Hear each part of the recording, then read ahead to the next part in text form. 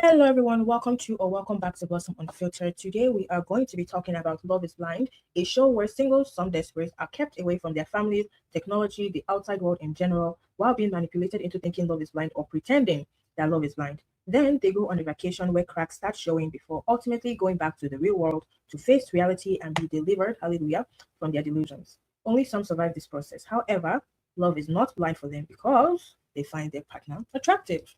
So, is love blind? No, it's not. The couple we're going to be talking about today is Vic and Christine.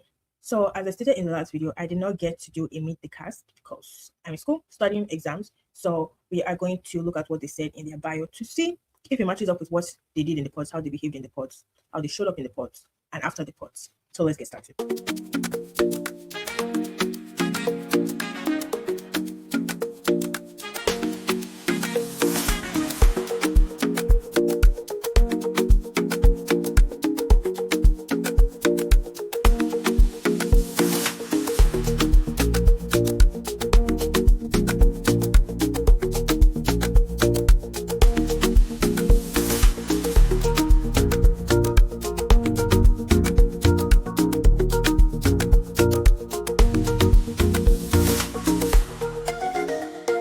So we have Vic. He's 34. He's a professor. At 6'3" with a PhD, Vic makes quite an impression. But women tend to miss what's on the inside. People I've dated have seen me as Superman, and that makes it hard for me to open up, he says. My biggest fear is being vulnerable and hurt. Originally from Brooklyn and a newcomer to Columbus, Vic is holding out hope for a partner who values the transparency, consistency, and overall security he can offer in a relationship. But he knows that good things come to those who wait. I'm a slowborn, he says. I'm not a golden retriever, I'm a Doberman. We just have to take our time and pace ourselves. Of course, the experiment could fast track him to the altar. But if Vic meets a woman with a strong sense of purpose and an even stronger connection to God, he's more than ready to commit. Okay, next we have Christine. Christine is 31. She's a speech language pathologist. Christine has a strong feeling that somebody good is waiting for her in the pods. As a mellow, easygoing person who doesn't enjoy being the center of attention, that belief is why she's taking this leap of faith. But Christine has no intention of settling. I don't just want a husband, I want a partner to do life with, she says. I've gone 30 years without him and I'm ready for him now. To prepare for this moment, Christine has a running list of tips she's collected over the years. She says, I keep a track of all the married advice I've received from couples that have been together for a long time. Her favorite, pray for your husband before you even meet him. She's not willing to give up her faith for anyone and would ideally find someone who attends church with her on Sundays. As a big sports fan, Christine also wants to go to games with her future partner, especially if they'll join her in cheering on her beloved Bengals. So, now we've met Christine and we've met Vic. To be totally honest, I don't remember a lot about this too because they hardly showed Christine and Vic. It was like they saw that the season was going downhill. There weren't going to be that many couples, and they just decided, oh, back up. This one is in our back pocket, and edited them there because the most that I can they did not really interact with any of the couples. I don't remember seeing them interacting with the couples. But let's start on what I do remember about this too. In the pods, of course, the first thing that they connected on was being a Christian and believing in God, right? That was the first thing. Another thing that they connected on was having a juvenile past. So apparently, both of them were caught with weed back when they were younger. And did they do community service or did they go to jail? I think they went to jail. When I was 18. Did you for what? For having weed on me. I had to get a lawyer and had to get it expunged. It was a mess. I also had a misdemeanor that got expunged. Really? Yeah, marijuana. Yeah, well, look at that. Yeah, she's not had a real good dad. So that is something I guess that they bonded over. Another thing was their fathers not being very good examples in their lives. Vic said that his father was, I think he said it was abusive to his mother and sister. And his father will be abusing his mother, and it's his sister that was stepping to go and help their mother. And, they're very strong women, so, it's past them now, they've healed and gotten over it. Which, yes, but that just reminded me of those, like, strong black woman trope. Oh, I'm a strong black woman and all of those. I don't like those things. Yes, I'm not saying don't be resilient. I'd rather you say the word resilient and not, oh, you purposely put someone through nonsense and, oh, but the person is resilient. No, but I'd rather resilient than the word strong because it's just something, oh, I'm a strong one. I hear that word strong. It just sounds like I say you're about to put the person through some nonsense. No, that's just my personal opinion though. But apparently he has forgiven his father and he says that his sister and mother have forgiven him as well. Christine, on the other hand, I think it's her father or her stepfather, he was, I think, abusive to her mother. She hasn't forgiven him. She's still struggling with that. My thing on the whole on this forgiveness thing, to me, forgiveness is, to me, forgiveness is more for me than the other person. I'm not holding a grudge against you. I forgive you. However, that doesn't mean that the relationship is going to continue to be the same. The least I can do for you, actually not even the least, the most I can do for you at that point is to be cordial with you. Hello, how are you doing? That's it. But for me to sit down and tell you my secrets and share my feelings and da da da da da da da da, no. God did not give us a forget button in our head that, oh, you just press it and you've forgotten about the matter. Do I believe in forgiveness? Yes. Forgiveness to me is for me, not even the other person. I'm not holding a grudge against you. I forgive you. But to continue with the way it was going, no. Because I would think that that would not be smart on my part. For me to see this is the type of person that you are, and I continue to put myself in a position to be hurt. I can't do that. So do I understand what he's saying about forgiveness? Yes, I do. So they are one of the first, I think they were the first to get engaged out of the pods.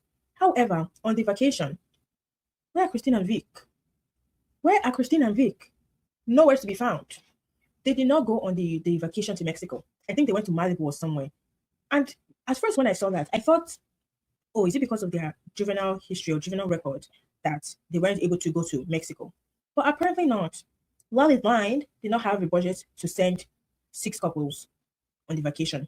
So Christine and Vic got left out. You did not have enough to send 6 couples. You had enough money for all the music. You made a budget for that one. The whole point of Love is Blind is for people to get engaged, get married, right? So for you not to have a budget for the main thing that the show is supposed to be about, now that's weird. Anyway, it seems like production did not even go with them because it looks like he was filming from his phone when they were in the, I think it was Malibu or something. I don't remember where it is that they went. Like, we hardly saw these people on our screen. We hardly got to follow their storyline. There's really nothing to be rooting for and cheering for because it's just okay, they're there. But not as well. There isn't that much investment in, oh, I really hope these people make it to I really hope these people make it to the altar and all of those. I think they're a really good couple. For my part anyway, there's none of that. There's none of that at all. So what's the next thing I remember about this too? Oh yes. Vic got to meet Christine's mom. And respectfully, she has been through a lot in life and she physically looks like she has been through a lot. Like, oh God. So they're sharing about how it is that they met in the pods and all of those things. And at the end, Christine's mom is hugging Vic. And it's like, oh, I'm hugging a man. She thinks Vic is attractive. She's enamored by Vic. So she's not had a real good dad. Well, I like that about him. He seems pretty self-assured, confident, and I thought he was hot. Can I say that? So the next thing is they go on a date. The way these people, Love is Blind did these people is just, so they go on a date. And I think whether it was trees or statues, trees shaped in a position of statues, I don't know what it was, sure. But they were getting, oh, this one looks like a that. Oh, this one looks like a that. And so the conversation of children come up, right? She's like, their parents are already getting older. So of course she would want her children to be able to experience their grandparents on both sides. But that doesn't, not and actually, but she doesn't want them to rush into having children. So maybe they'll take the first 2 years for themselves. And then after that, they can start planning on having children. So conversation of, oh, how do they want to raise up their children? Because she's white, he's black, how is that going to work? Right? And so she asks him, which was weird. His answer was weird to me. She asks him, do you have any concerns with me being white and me raising biracial children? Because she's like, she wants to be able to fully relate to her children. It's something that she would want, right? But she probably is not going to be able to experience that because she's not biracial. She's not black, right? She's not biracial, she's not black. So she's not going to be able to fully relate to her children. And even kind of on his part too, he might not be able to fully relate to his children. So does he have any concerns with that? And he's like, no, I'm fine. The only thing would be he's 6'3", and so he's pretty tall. And so he was talking about how they see black children's bodies as being older than they are. So you can see a child and you're thinking he's a grown man, and you're treating a child, an actual child, as a grown man in America. And those are some of the things that he faced in his life. So he was just sharing it with her, but he doesn't have any concerns with her being the mother to his children.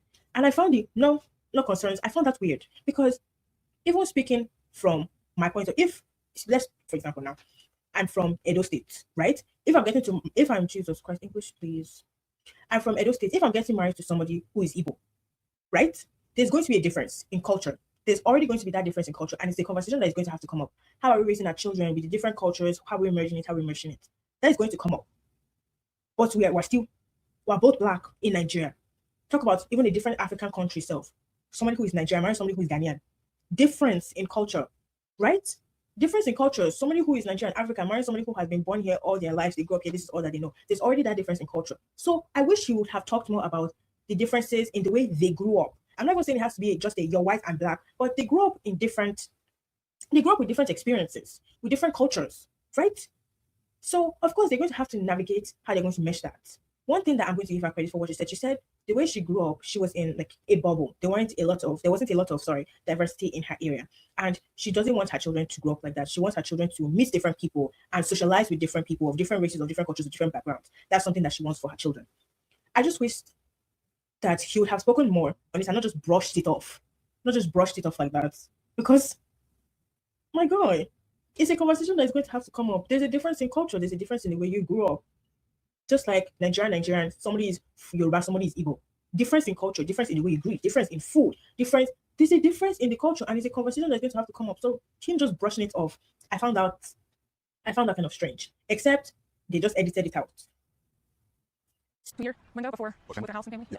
What point would be too late for you? You know, you're older than me. Yeah, a little bit. Yeah, a little bit. I just want to run around with the kids. You know, both of our moms are aging. You know, like I do kind of have a fear, Yeah. I guess, of what if my mom's not able to meet my kids. But it's not something that's making me happy. You know? Yeah, you have a biracial child essentially. Is there Yeah. any thoughts you may have had around that? Or? You know, I grew up very rural. And I love my hometown. I love my experience. I don't want them to necessarily be in that small fishbowl like I grew up in high school. Okay. You know, I don't want them to see other people look like them. And, Back in pods telling about like the cops and pulling up guns on us as kids and the whole nine. And it's like, oh yeah, because they sometimes can see black bodies as more like adult-like or threatening and things like that in certain interactions. like having a white woman as the mother of your children. No. So I guess that's my only thing, because with these two, we didn't really it was so disappointing. It was so disappointing. Christine did not meet Vic's mother and sister until the wedding day. They met each other on the wedding day. It seemed to go well. Vic's mom came back and told him that, after meeting her now, she feels more comfortable with this, right? And it was so nice that his sister was the one that officiated their wedding. So that was really nice. They did end up saying I do to each other. So they got married. That was nice. I do think that these two would be together at the reunion. To me, it's just like, because we didn't get to follow their journey, we didn't get to follow their process. That's it for me on these two, Christine and Vic. Yeah.